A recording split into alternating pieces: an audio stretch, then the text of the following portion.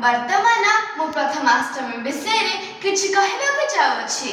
प्रथमाष्टमी हेउछि ओडिसा रे एक विशिष्ट पारंपरिक पर्व जहाँ प्रति वर्ष मार्गशीर मास कृष्ण पक्ष अष्टमी तिथि रे पालन करा जाय थाए।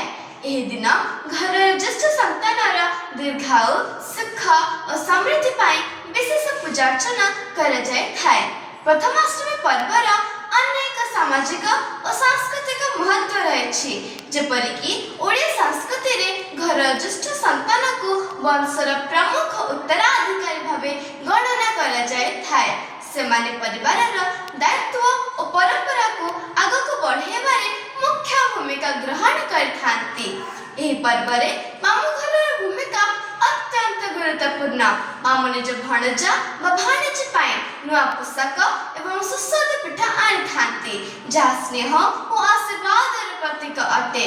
एही दिन शिशु को रक्षा करते देवी माँ षठी एवं भगवान गणेश को मध्य पूजा करा जाय थाए। एही पर्वर सबठार गुरुत्वपूर्ण आकर्षण हेउछि हळदी पत्रर एंडुरी पिठा। एही पर्व आम ओडिसार कृषि संस्कृति सह मध्य जड़ित, कारण एही समय रे नूआ फसल अमल आरंभ होय थाए। प्रथमाष्टमी पर्व आम संस्कृतिर महत्व संपर्क रे सचेतन करे एवं परिवार रे सुख और समृद्धि आनी थाए। धन्यवाद।